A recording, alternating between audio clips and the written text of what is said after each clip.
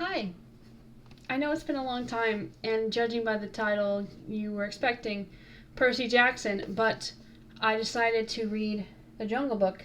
And the reason being is because I was watching a video about The Jungle Book, and somebody in the comment section pointed out to me that the book is a lot different than the movie.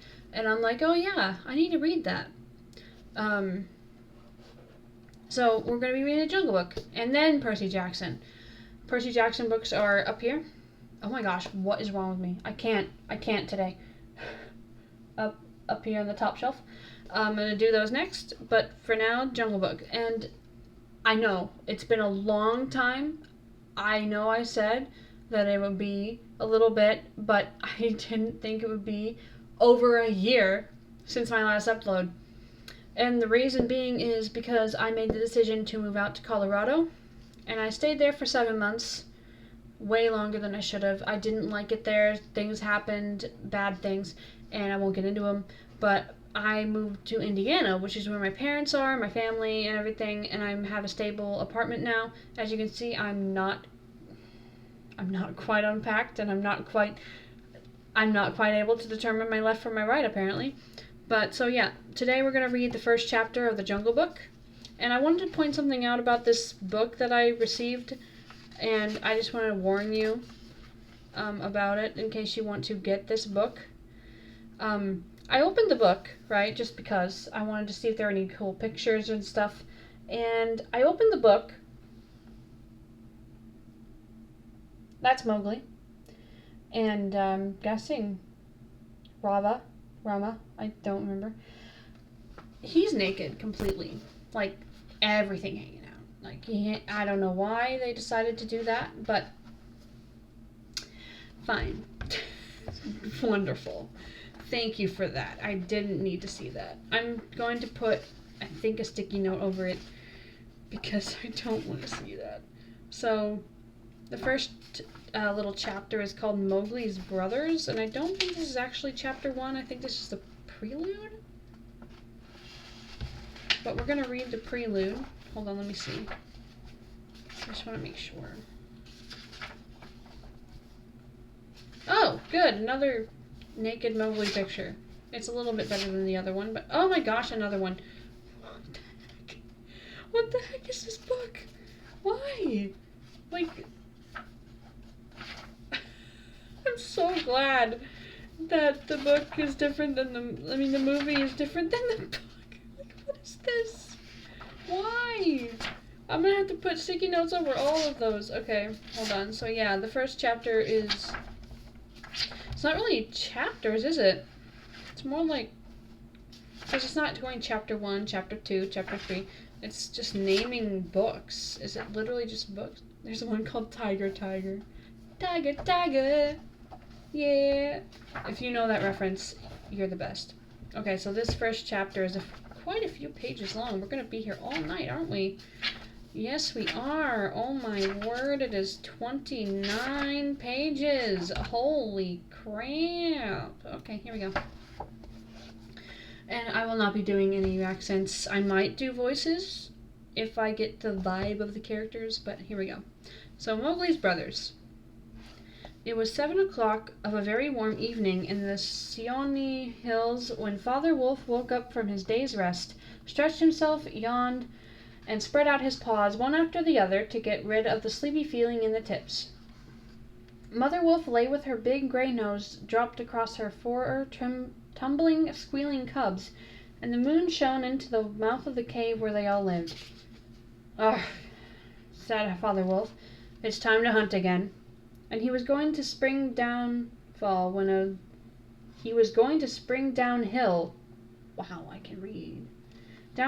little shadow with a bushy tail crossed the threshold and whined, "Good luck go with you, O chief of the wolves, and good luck and strong white teeth go with the noble children, that they may never forget the hungry in this world." What? That is such a weird sentence. Is that going to be this entire book? Oh my word. It was the jackal, Tabaki? I don't know.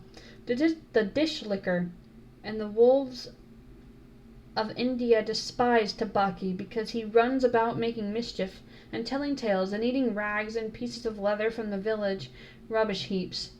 They are afraid of him too because Tabaki, more than anyone else in the jungle, is apt to go mad, and then he forgets that he was ever afraid of anyone, and runs through the forest, biting everything in his way. Even the tiger hides little Tabaki goes mad.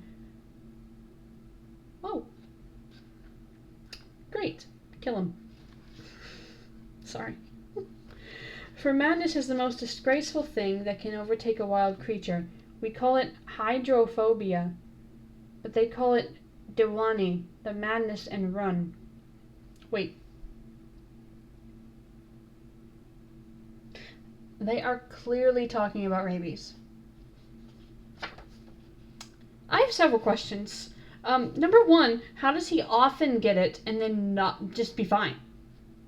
Number two, how does he often get it and just be fine? Like, how does he get over it? Like, what? Wait. They're not saying them, like Tabaki is multiple jackals. It's just Tabaki, which is a single jackal which goes mad and bites everything.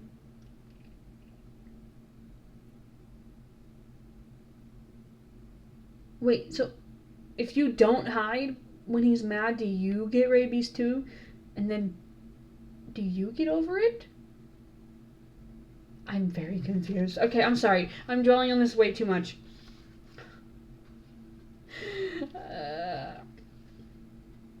Okay, I'm sorry. Enter then, and look, said Father Wolf stiffly, but there is no food here. For a wolf, no, said Tabaki, but for so mean a person as myself, a dry bone is a good feast. Who are we, the Giderlog, the jackal people? To pick and choose. He scuttled to the back of the cave, where he found the bone of a buck with some meat on it, and sat cracking the end merrily. Okay. All thanks for this good meal, he said, licking his lips. How beautiful are the noble children, how large their eyes, and so young too, indeed, indeed. I might have remembered that the children of kings are men from the beginning. I like this book. I like the way it talks. Does that make sense? I like the way the book talks. Now Tabaki knew as well as anyone else that there is nothing so unlucky as to compliment children to their faces, and it pleased him to see Mother and Father Wolf look uncomfortable. Really? There's nothing so unlucky as to compliment children to their faces? What? Okay. That's good to know. I'll stop doing that.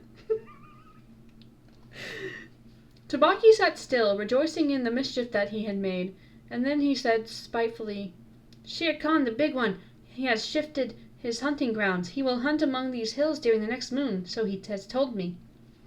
Shere Khan was the tiger who lived near the Waingunga? I don't know how to say that. Waingung? No. I'm just going to say Waingunga. River, 20 miles away. He has no right, Father Wolf began angrily. By the law of the jungle, he has no right to change his quarters without fair warning. He will frighten every head of game within 10 miles, and I will have to kill for 2 these days. And I have to kill for 2 these days. Sorry, I can't read. His mother did not call him Lungri, the lame one, for nothing. Oh my goodness, said Mother Wolf quietly. He has been lame in one foot from his birth. That is why he has only killed cattle. Now the villagers of Waingunga are angry with him, and he has come here to make our villagers angry.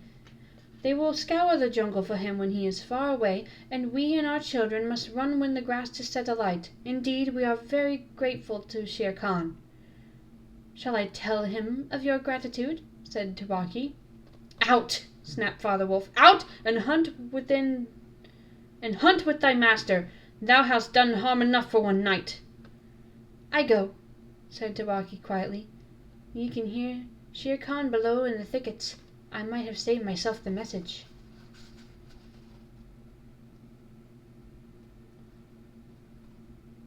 There's a picture of the wolves. I think it's pretty good. Sorry, I was looking at it. Okay. The book is way different so far. I was expecting Bagheera. Where's Bagheera? Father Wolf listened, and in the dark valley that ran down to a little river, he heard the dry, angry, snarly, sing-song whine of a tiger who has caught nothing and does not care if all the jungle knows it. "The fool!" said Father Wolf, "to begin a night's work with that noise. Does he think that our buck are like his fat Waingunga bullocks?"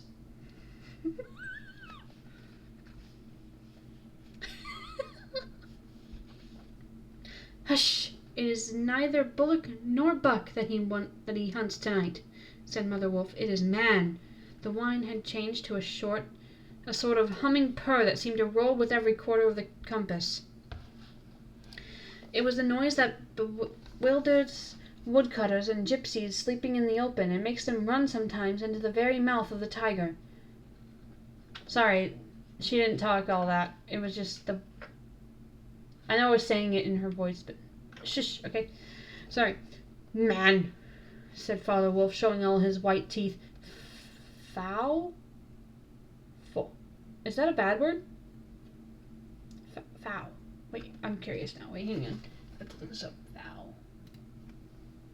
Define... I'm sorry. I just want to make sure I'm not saying something bad. Oh, it's four! From Bluey. Okay, got it. Four!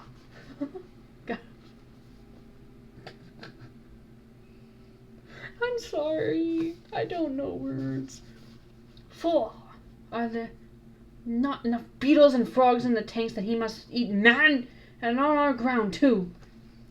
The law of the jungle, which never orders anything without reason, forbids every beast to eat man except when he is killing to show his children how to kill.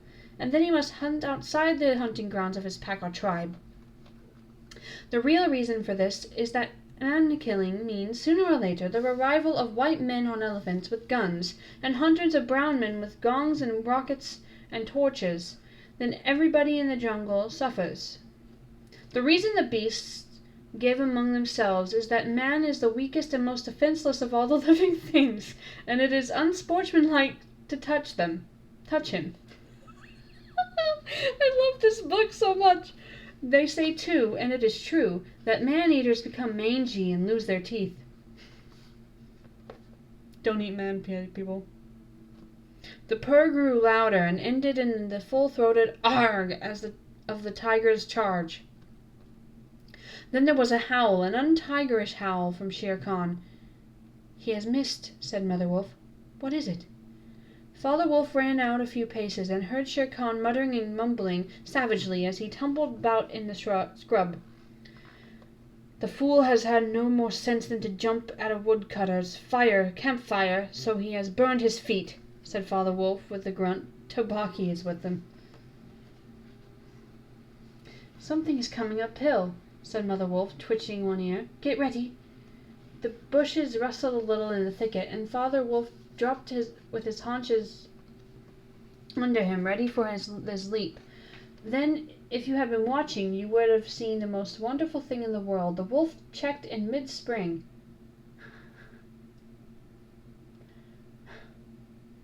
The most wonderful thing in the world is a wolf springing and actually checking himself in mid... Oh my goodness. He made his bound before he saw what it was he was jumping at, and then he tried to stop himself. The result was that he shot straight up into the air 4 or 5 feet, landing almost where he left the ground. "Man!" he snapped. "A man's cub! Look!" So, not a baby? Or yes, a baby? Directly in front of him, holding on by a low branch, stood a naked brown baby who could just walk. Okay, so yes, a baby. A brown baby. Disney, why are you not being accurate with that? That's a little odd there, Walt. Okay, sorry. As soft and as dimpled a little thing as ever came to a wolf's cave at night. He looked up into Father Wolf's face and laughed. "Is that a man's cub?" said Mother Wolf. "I have never seen one. Bring it here." A wolf accustomed to moving his own cubs can, if necessary, mouth an egg without breaking it, and though Father Wolf's jaws closed right on the child's back, not a tooth even scratched the skin. As he laid it down amongst the cubs, "How little, how naked, and how bold," said Mother Wolf softly. The baby was pushing his way between the cubs to get close to the warm hide. "Ahai! He is taking his meal with the others. And so this is a man's cub. Now, was there ever a wolf that could boast of a man's cub being among their children?" "I have heard now and again of such a thing, but never in our pack or in my time," said Father Wolf. "He is altogether without hair, and I could kill him with a touch of my foot. But see, he looks up and he is not afraid." The moonlight was blocked out of the mouth of the cave, for Shere Khan's great square head and shoulders were thrust into the entrance. Oh. Already we're talking to Shere Khan. It's page 7. Okay. Tabaki behind him was squeaking, my lord, it went in here." "Shere Khan does us a great honor," said Father Wolf, but his eyes were very angry. "What does Shere Khan need?" "My quarry. A man's cub went this way," said Shere Khan. "Its parents have run off. Give it to me." Oh, this picture. This picture is really cool. Hold on. That's really cool.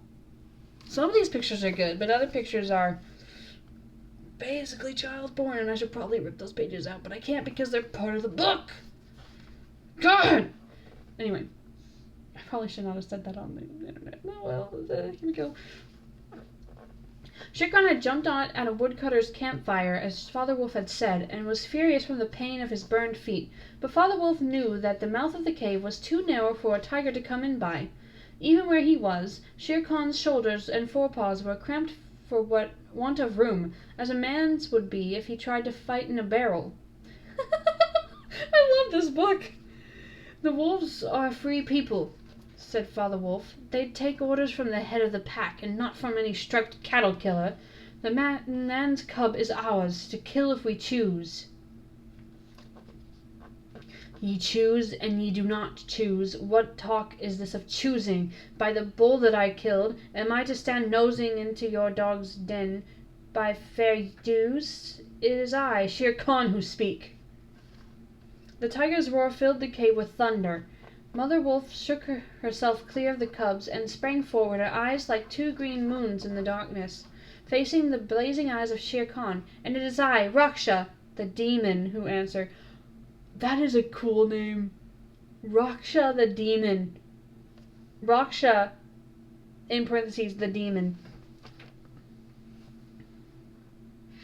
"The man's cub is mine, Lungri, mine to me. He shall not be killed.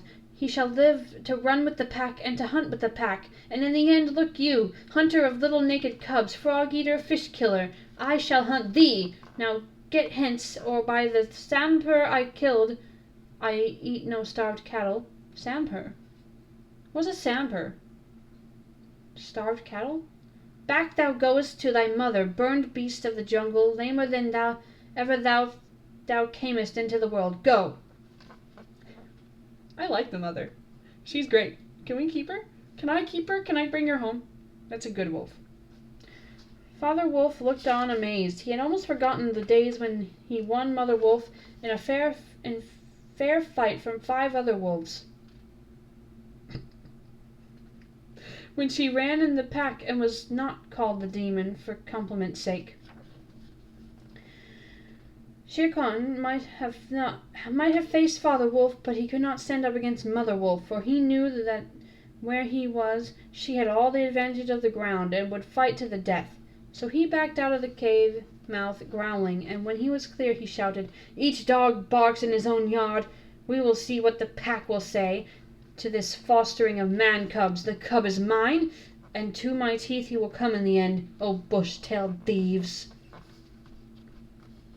Mother Wolf threw herself down panting among the cubs, and Father Wolf said to her gravely,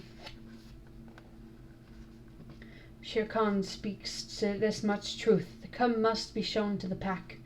Wilt thou keep him, Mother?" Hold on. Interesting. This one's okay to show.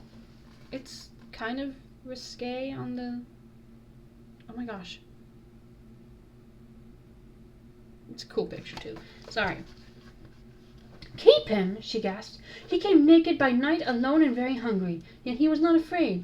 Look, he has pushed one of my babes to one side already, and that lame butcher would have killed him, and would have run off into the Wingunga until the villagers were hunted through all our lairs in revenge. Keep him? Assuredly I will keep him. Lie still, little frog, O thou Mowgli. Mowgli the frog, I will call thee. The time will come when thou wilt hunt Shere Khan as he has hunted thee." "But what will our pack say?" said Father Wolf. "The law of the jungle lays down very clearly that any wolf may, when he marries, withdraw from the pack he belongs to, but as soon as his cubs are old enough to stand on their feet he must bring them to the pack council, which is generally held once a month at full moon, in order that the other wolves may identify them. After that inspection the cubs are free to run where they please, and until they have killed their first buck no excuse is accepted if a grown wolf of the pack kills one of them." Oh! That took a turn, okay. "The punishment is death where the murderer can be found, and if you think for a minute you will see that this must be so." Great.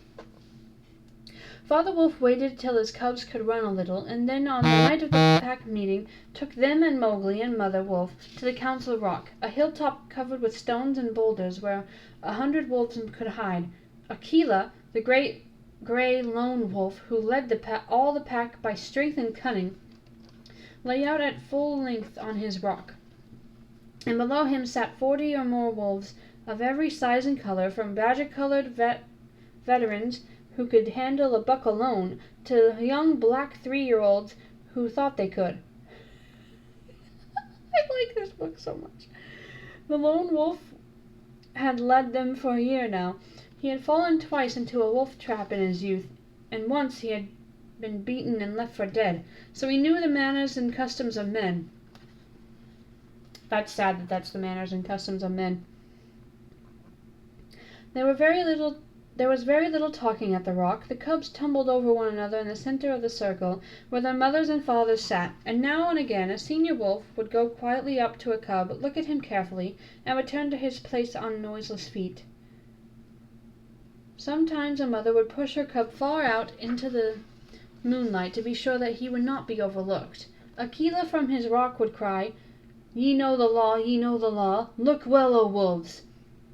And the anxious mothers would take up the call, "Look well, O wolves."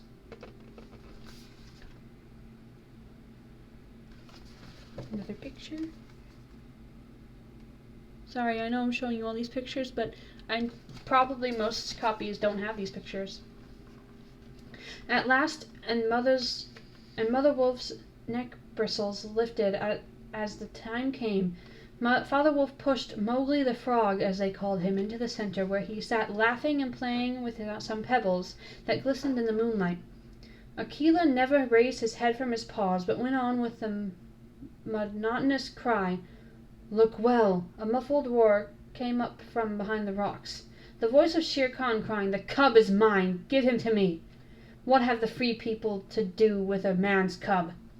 Akela never even twitched his ears. All he said was, Look well, O wolves. What have the free people to do with the orders of any save the free people? Look well. I did not understand that sentence. Wait, what have the free people to do with the orders of any save the free people? What? I might just be stupid. There was a chorus of deep growls, and a young wolf in his 4th year flung back Shere Khan's question to Akela. What have the free people to do with a man's cub? Now the law of the jungle laid down that if there is any dispute as to the right of a cub to be accepted by the pack, he must be spoken for by at least 2 members of the pack who are not his mother and father. Who speaks for this cub? Said Akela. Among the free people, who speaks? There was no answer, and Mother Wolf got ready for what she knew would be her last fight, if things came to fighting. Then the only other creature who was allowed at the pack council, Baloo, the sleepy brown bear, not blue. The sleepy brown bear who teaches the wolf cubs the law of the jungle, old Baloo, who can come and go where he pleases because he eats only nuts and roots and honey, rose up on his hind quarters and grunted. The man's cub, he said. I speak for the man's cub. There is no harm in a man's cub. I have no gift of words, but I speak the truth. Let him run with the pack and be entered with the others. I myself will teach him. Oh. So that's something that the remake of the Jungle Book got right? Not the remake, the 2016 one or whatever it is, but the one that Netflix did. But it wasn't Baloo who taught. It was Bagheera, right? Anyway, sorry. We need yet another, said Akela. Baloo has spoken, and he is our teacher for the young cubs. Who speaks besides Baloo? Here he is. He is my boy. A black shadow dropped down into the circle. It was Bagheera, the Black Panther, inky black all over, but with the panther markings showing up in certain lights, like the pattern of watered silk. Everybody knew Bagheera, and nobody cared to cross his path, for he was as cunning as Tabiki, as bold as the wild buffalo, and as reckless as the wounded elephant.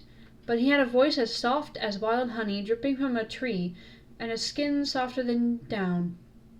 O Akela, and ye the free people, he purred, I have no right in your assembly, but the law of the jungle says that if there is a doubt, which is not a killing matter in regard to a new cub, the life of that cub may be bought at a price. And the law does say who may or may not pay that price, am I right? And the law does not say who may or may not pay that price, am I right? Good, good, said the young wolves, who are always hungry. Listen to Bagheera, the cub can be bought for a price. It is the law. Knowing that I have no right to speak here, I ask your leave. Speak then, cried 20 voices. To kill a naked cub is shame. Besides, he may make better sport for you when he is grown. Baloo has spoken in his behalf. Now to Baloo's words I will add 1 bull, and a fat one, newly killed, not half a mile from here, if ye will accept a man's cub according to the law. Is it difficult? I like Bagheera too. There was a clamor of scores of voices saying, What matter? He will die in the winter rains. He will scorch in the sun. What harm can a naked frog do us? Let him run with the pack. Where is the bull, Bagheera? Let him be accepted. And then came Akela's deep bay, crying, Look well, O wolves! Mowgli was still playing with the pebbles, and he did not notice when the wolves came and looked at him one by one. At last they all went down the hill for the dead bull, and only Akela, Bagheera, Baloo, and Mowgli's own wolves were left. Shere Khan roared still in the night, for he was very angry that Mowgli had not been handed over to him. Aye, roar well, said Bagheera under his whiskers. For the first time comes when this naked thing will make thee roar to another tune. I can read. Or I know nothing of man. It was well done, said Akela. Men and their cubs are very wise. He may be a help in time. Truly, a help in time of need, for none can hope to lead the pack forever, said Bagheera. Akela said nothing. He was thinking of the time that comes to every leader of every pack when his strength goes from him, and he gets feebler and feebler until at last he is killed by the wolves and a new leader comes up to be killed in his turn.